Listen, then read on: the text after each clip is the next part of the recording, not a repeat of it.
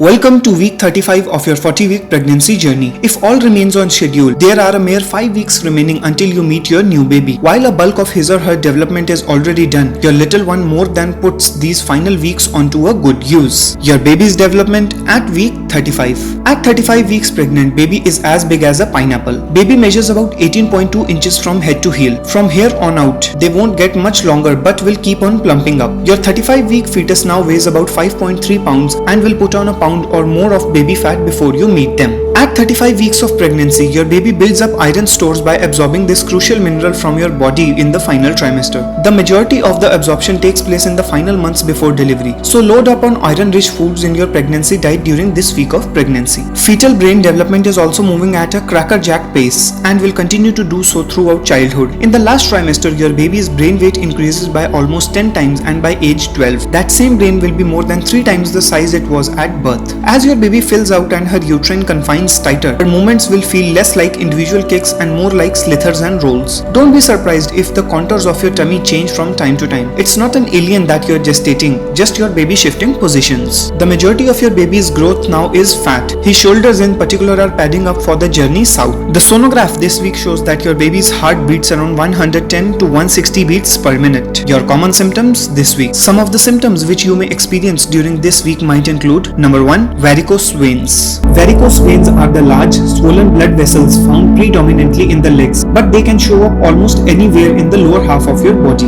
The extra volume of blood you produce during pregnancy is essential to support 2 growing bodies. It does, however, put extra pressure on your blood vessels, especially the veins in your legs, which have to work against gravity to push all that extra blood back to your heart. Number 2, hemorrhoids. Hemorrhoids are very common at this stage of pregnancy, and the reasons are twofold. Firstly, your amped up blood flow and growing uterus causes a lot of pressure inside your abdomen, prompting veins in your rectum to swell. Secondly, the progesterone uptake you're experiencing causes food to move through your intestines more slowly, which can result in constipation. Number 3, bleeding gums. Several factors could be contributing to your swollen gums and sore mouth during pregnancy, such as surging hormones, swelling gums, changes to your mouth and eating habits, delayed reaction to morning sickness, your newly finicky senses. Due to these reasons, your gums may also be extra tender, swollen, red, sensitive, and prone to bleeding during pregnancy, especially when you brush and floss. Number 4, increasing clumsiness. Clumsiness is a temporary side effect of pregnancy caused by several factors, such as your belly is throwing you off,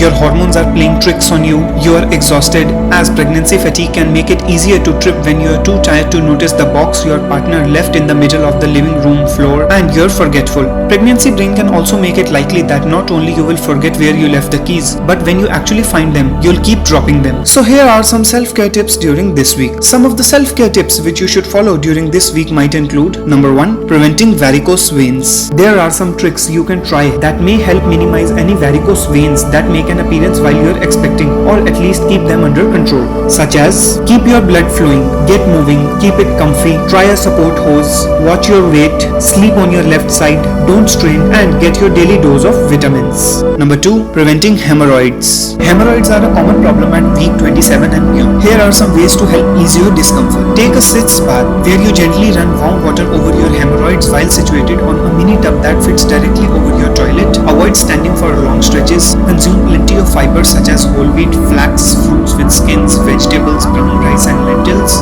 Drink plenty of water to keep your digestive tract moving. Exercise regularly to help moving waste through your intestines. Don't strain while on the toilet. Constipation related straining can actually cause hemorrhoids. Number 3, preventing bleeding gums. Some simple steps that you can do to deal with bleeding gums include: get your teeth checked by a dentist, take care of your teeth by brushing them regularly and flossing them, brush your tongue as well, remember to rinse. If you're suffering from morning sickness during pregnancy, eat right, make sure you get plenty of vitamin C in your diet, which strengthens the gums and helps them to stay healthy. Eat healthy and nutritious snacks and chew your meal properly. Number 4, preventing clumsiness. Although clumsiness can make simple day-to-day tasks together, most pregnancy clumsiness is little more than an annoyance. A few tips are: proceed with care and try to have a sense of humor. Remember that clumsiness is a temporary sign and it will fade after you give birth. So in the nutshell, here is your week 35 checklist. Continue taking prenatal vitamins. Continue drinking about 8 to 12 glasses of water a day. Continue doing your Kegel exercises daily. Continue doing your daily perineal massages. If you have a dog at home, you'll need to prepare him or her for your new baby's arrival to ease anxiety that the pet may feel. Thank you.